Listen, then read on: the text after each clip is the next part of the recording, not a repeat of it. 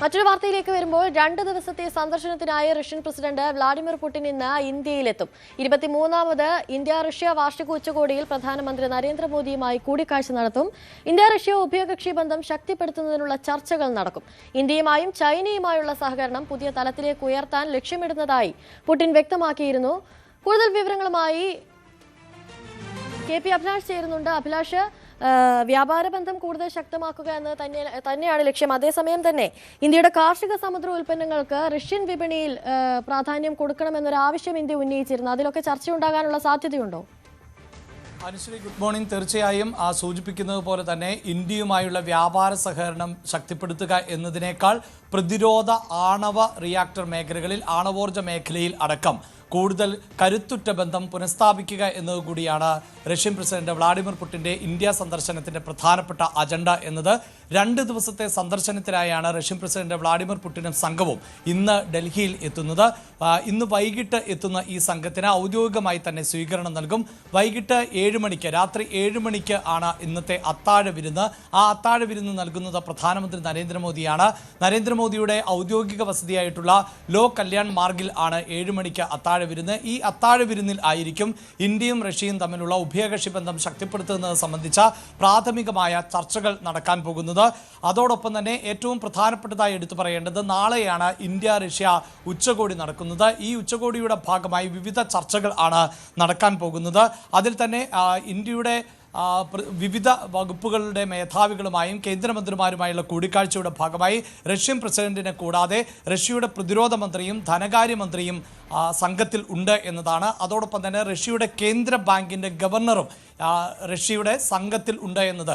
അതിൽ നിന്ന് തന്നെ അനുശ്രീ, എത്രത്തോളം പ്രധാനപ്പെട്ടതാണ് ഈ സന്ദർശനം എന്നും റഷ്യ എത്രത്തോളം പ്രാധാന്യമാണ് ഈ സന്ദർശനത്തിന് നൽകുന്നത് എന്നതും നമുക്ക് അറിയാം. പ്രത്യേകിച്ച് അമേരിക്കയുമായുള്ള ഉഭയകക്ഷി ബന്ധം ഇപ്പോൾ തകരാറിലായിരിക്കുന്ന ഒരു സാഹചര്യമുണ്ട്. കഴിഞ്ഞ ദിവസവും റഷ്യ-യുക്രൈൻ യുദ്ധം അവസാനിപ്പിക്കുന്നത് സംബന്ധിച്ച് ഡൊണാൾഡ് ട്രംപുമായി പ്രസിഡന്റ് കൂടിക്കാഴ്ച നടത്തിയെങ്കിലും അത് പരാജയപ്പെടുന്ന സാഹചര്യം ആണ് ഉണ്ടായത്.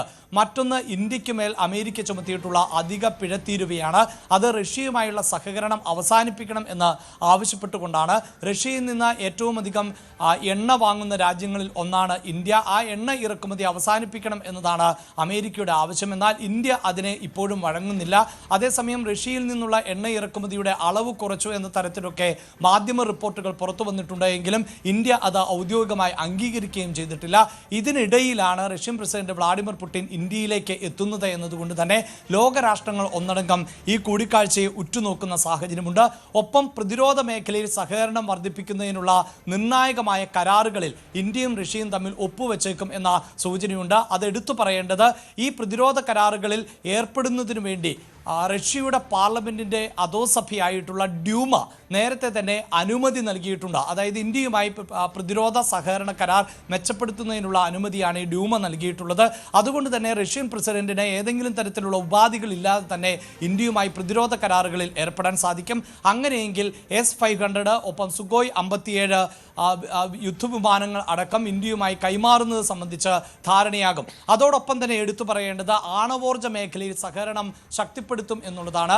ആണവോർജ്ജ മേഖലയിൽ സഹകരണം ശക്തിപ്പെടുത്തുന്നതിനുള്ള അനുമതി കഴിഞ്ഞ ദിവസം റഷ്യയുടെ മന്ത്രിസഭാ യോഗം പാസാക്കിയ പശ്ചാത്തലം കൂടിയുണ്ട്. അതുകൊണ്ട് തന്നെ ആണവോർജ്ജ മേഖലയിൽ പരസ്പരം സഹകരണം ശക്തിപ്പെടുത്തും എന്ന് പറയുമ്പോൾ ഏറ്റവും എടുത്തു പറയേണ്ടത്, ഇന്ത്യയിലെ കൂടംകുളം ആണവ നിലയത്തിൻ്റെ ഊർജ്ജ പ്രവർത്തനങ്ങൾക്ക് നേതൃത്വം നൽകുന്നത് റൊസാറ്റ് എന്ന ആണവോർജ്ജ കമ്പനിയാണ്. ഈ റൊസാറ്റ് റഷ്യൻ കമ്പനിയാണ്. ഇവിടെ കൂടുതൽ ആണവോർജ്ജ മേഖലയിൽ കൂടുതൽ വിപുലീകരണത്തിനുള്ള സാധ്യതയുണ്ട്. അതോടൊപ്പം തന്നെ ആണവോർജ്ജ റിയാക്ടറുകൾ നിർമ്മിക്കുന്നതിന് അടക്കം തദ്ദേശീയമായ പരിശീലനം ഇന്ത്യയിലെ ശാസ്ത്രജ്ഞർക്ക് ഒപ്പം സാങ്കേതിക വിദഗ്ധർക്ക് നൽകുന്നത് സംബന്ധിച്ച ധാരണാപത്രത്തിലും റഷ്യയും ഇന്ത്യയും തമ്മിൽ ഒപ്പുവെക്കുവാനുള്ള സാധ്യതയുണ്ട്. ഒപ്പം നേരത്തെ അനുശ്രീ ചൂണ്ടിക്കാണിച്ച, അതായത് വ്യാപാര മേഖലയിലെ മറ്റു വ്യാപാര മേഖലയിലെ സഹകരണം ശക്തിപ്പെടുത്തുക എന്ന് പറയുമ്പോൾ അതിൽ പ്രധാനപ്പെട്ടതായി നമുക്ക് മനസ്സിലാക്കാൻ സാധിക്കുന്നത് യന്ത്രഭാഗങ്ങൾ, അതായത് ഇന്ത്യയിൽ മേക്ക് ഇൻ ഇന്ത്യ പദ്ധതിയുടെ ഭാഗമായി ഇന്ത്യയിൽ നിർമ്മിക്കുന്ന യന്ത്രഭാഗങ്ങൾ,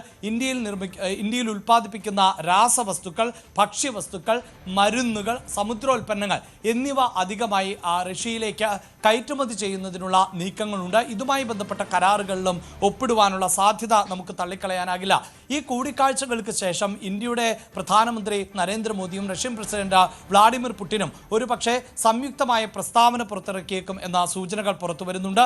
2030 വരെ നീണ്ടു നിൽക്കുന്ന കരാറുകളിൽ ആയിരിക്കും ഇന്ത്യയും റഷ്യയും ഏർപ്പെടാൻ പോകുന്നത് എന്നാണ് റഷ്യൻ പ്രസിഡന്റിന്റെ ഉപദേഷ്ടാവ് യൂറി ഇഷാക്കോവ് നേരത്തെ വ്യക്തമാക്കിയിട്ടുള്ളത്. ഇങ്ങനെ വ്യാപാര മേഖലയിൽ സഹകരണം ശക്തിപ്പെടുത്തുന്നതിനോടൊപ്പം തന്നെ തന്ത്രപ്രധാനമായ സൈനിക കരാറുകളിൽ കൂടി ഒപ്പിടാൻ പോകുന്ന ഒരു നീക്കം ആണ് നടക്കാൻ പോകുന്നത്. അതോടൊപ്പം തന്നെ ലോകരാഷ്ട്രങ്ങൾക്കിടയിൽ തന്നെ വലിയ ചലനങ്ങൾ സൃഷ്ടിച്ചേക്കാവുന്ന ഒരു കൂട്ടുകെട്ട് ഉരുത്തിരിഞ്ഞു വരുവാനുള്ള സാധ്യത നമുക്ക് തള്ളിക്കളയാനാകില്ല.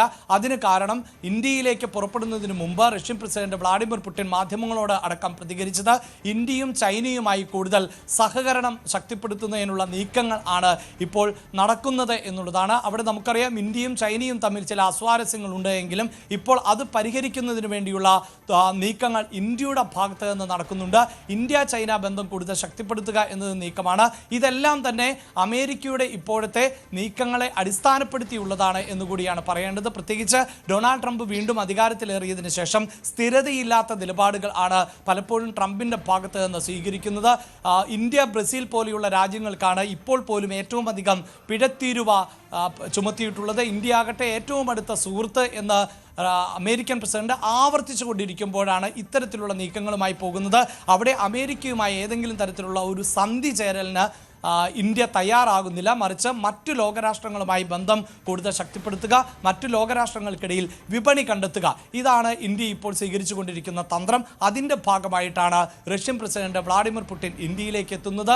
ഇന്ത്യയും റഷ്യയും തമ്മിലുള്ള സഹകരണം കൂടുതൽ ശക്തിപ്പെടുത്തുന്നതിലൂടെ ഇത്തരം പിഴത്തീരുവ അടക്കം മറികടക്കാനുള്ള നീക്കങ്ങൾ കൂടിയാണ് ഇന്ത്യ നടത്തിക്കൊണ്ടിരിക്കുന്നത്. അനുശ്രീ. ശരി, കെ പി അഭിലാഷാണ് കൂടുതൽ വിവരങ്ങൾ നൽകിയത്. റഷ്യ നടത്തുന്ന വ്യോമാതിർത്തി ലംഘനങ്ങൾക്കെതിരെ മുന്നറിയിപ്പ് നൽകി നാറ്റോ സെക്രട്ടറി ജനറലായ മാർക്ക് റൂട്ടെ. നാറ്റോ രാജ്യങ്ങൾ ഉൾപ്പെടുന്ന പ്രദേശങ്ങൾ സംരക്ഷിക്കാൻ വേണ്ട തയ്യാറെടുപ്പുകൾ നടത്തിയിട്ടുണ്ട്. യുക്രൈൻ യുദ്ധം ചർച്ച ചെയ്യാൻ ചേർന്ന നാറ്റോ രാജ്യങ്ങളിലെ വിദേശകാര്യ മന്ത്രിമാരുടെ യോഗത്തിന് ശേഷമായിരുന്നു ഈ പ്രതികരണം. പ്രശ്ന പരിഹാരത്തിന് അമേരിക്കൻ പ്രസിഡന്റ് ഡൊണാൾഡ് ട്രംപിന് മാത്രമേ കഴിയൂ. പുടിന്റെ ഉപദേശകരുമായി കൂടിക്കാഴ്ച നടത്താൻ അമേരിക്കൻ സംഘം നടത്തുന്ന ശ്രമങ്ങളെ മാർക്ക് റൂട്ടെ പ്രശംസിച്ചു.